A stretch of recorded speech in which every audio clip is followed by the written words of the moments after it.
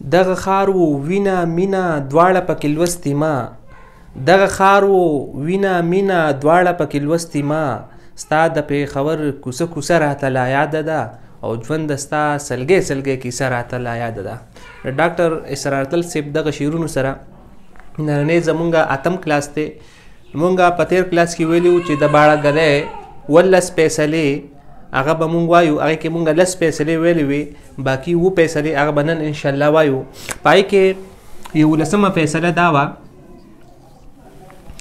چې هی د پاسه به مونږ حمزه کوو. لکه مونږ مثال زړه لیکو، زړه د دې هی د پاسه به حمزه کولی شي. یا زه لیکم ه لیکم نو دا پاسه به هم حمزه کولی شي. یا زه لیکم ب، یا زه لیکم ت، داسې زه لیکم. نو اوس دلته کې زړه د پاسه حمزه ځکه ضروري دی. که زه زړه لیکم زړه، نو زړه به زه بیا داسې لیکم.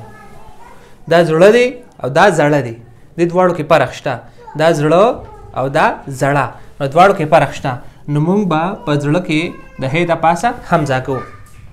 12مه فیصله د باړه ګلی دا وه چې ګاپ په داسې لیکل کېږي.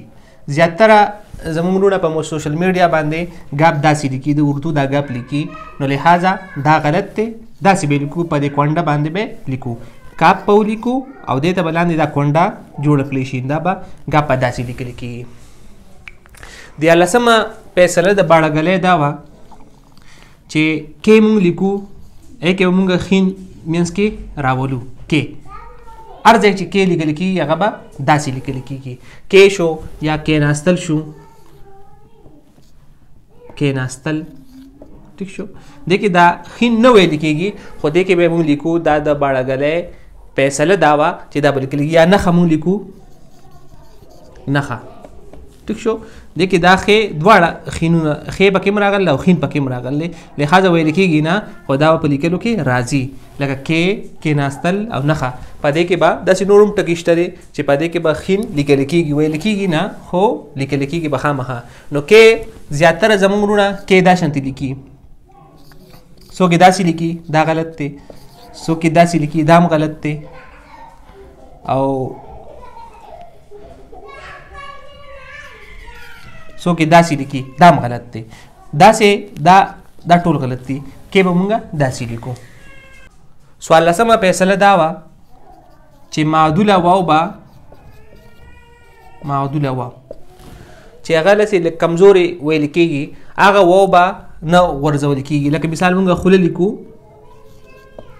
خوله، دې کې دا واو خوله نه دی، دا خوله دی. دا واو ډېر واضح نه ویل کېږي، نو لحاظه دا به لیکل کېږي. دا به مونږ غورځو نه، دا به مونږ لیکو خوله. یا لکه مونږ لیکو چې ګوند، ګوند، دې کې به هم واو لیکل کېږي. یا مونږ لیکو چې خواړه، خواړه، دې کې به دا پیش ته نه، پیش په ځای به نه لیکل کېږي، واو به خامخا لیکل کېږي. لکه خوله، نو خوله چې موږ داسې لیکو دا به غلط دی، دا غلط دی، دا ټیک دی. نو خوله به مونږ د دې نه به دا واو غورځول کېږي نه، ګون. لکه مطلب دا چې ګاپ باندې پیش وکړي او نون دال لیکو، دا به داسې نه لیکو، دې کې به خامخا واو لیکو، ګون یا خواړه شو. دا به مونږ معدوله واو به غورځول کېږي نه، یعنې دا به لیکل کېږي. 15مه فیصله دا وه چې د نورو ژبو نه کوم ټکي په پیش سره راغلي نه، هغه به احکه په پیش سره لیکل کېږي. یا د پارسۍ، عربۍ نه، اردو نه چې کوم ټکي په پیش سره راغلي دي، هغه به هم په پښتو کې په پیش سره لیکل کېږي. لکه مثال مونږ لیکو بلبل، دا به پیش سره راغلی، نو دا به مونږ په بې واو لام واو سره نه لیکو، ټیک ده. په واو سره باندې دا پیش سره لیکو، ځکه چې دا په نورو ژبو کې پیش سره دی، نو چې دلته پښتو ته راغلی دی، نو دا به هم دقه شانتې په پیش سره لیکل کېږي. یا مونږ ګل لیکو، ګل، نو ګل به داسې لیکل کېږي.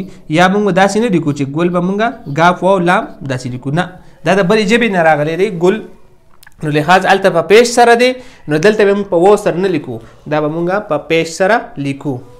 14مه فیصله دا وه چې معروف واو، معروف واو به هغه به مونږ په پیش سره لیکو و به هم لیکو د پاسه به په پیش هم کوو لکه مثال داسې ټکي یا دا شانتې نومونه لکه مثال زه لیکم نور دا لکه نورم شو نورم شو نور دې پاسه به زه پیش کوم معروف و دی پیش به کوم نور دا به داسې لیکل کېږي یا زه لیکم سور نو دې پاسه به پیش کولی شي. اوس که چېرې زه د پاسه د پیش نه کوم داسې ولیکم دا نور شو دا نور دی او دا نور دی دا سور دی او دا که پیش پې زه نه کوم دا بیا سور دی نو دا د پاسه به پیش خامخا کولی شي چې کم معروف او دی و پکې زیات راغلی دی زور ورکړل کېږي نو د پاسه به موږ بیا پیش لیکو په پیش سره به لیکو. ولسمه فیصله زموږ دا وه چې د پښتو چې کوم خپل توري دي لکه مثال سیم دی زیم دی او خین دی خین او ګ سیم زیم خین او ګ دا توري چې دي دا به هم دقه شانتې لیکل دی کې بدلون نه راځي. سیم به هم دقه شانتې لیکل کېږي زیم به هم داسې لیکل کېږي خین او ګ په باړهګلۍ فیصلو کې دا فیصله مو شوه چې دې کې به فرق نه راوستل کېږي دا به ځان له بدلول کېږي نه دا د پښتو خپل توري دي دا به هم دقه شانتې لیکل کېږي دې کې به بدلون نه راځي. امید لرم چې تاسو په دې باندې پوه شوي. لس فیصلې مونږ مخکې ویل وې ولس فیصلې دا وې ډېر ملګرو تپوسونه کول چې باړهګلۍ کومې فیصلې وي څه فیصلې وي هغه ولس فیصلې دا دي. د دې په رڼا کې به مونږ پښتو زده کوو او د دې فیصلو ته مونږ ګورو د دې په رڼا کې مونږ الفاظ لیکو کلمې به لیکو او جملې به جوړو او دا به زده کوو دې ته به ګورو په دې پوهولو ځان کوشش کوو انشاءالله چې را روان ویډیو کې مونږ نور هم پریکټس کوو نور هم لیکل لوستل کوو نو هغې سره به دا زمونږ پښتو ډېره زیاته ښه شي. امید لرم چې تاسو په دې باندې پوه شوي ډېره مننه والسلام.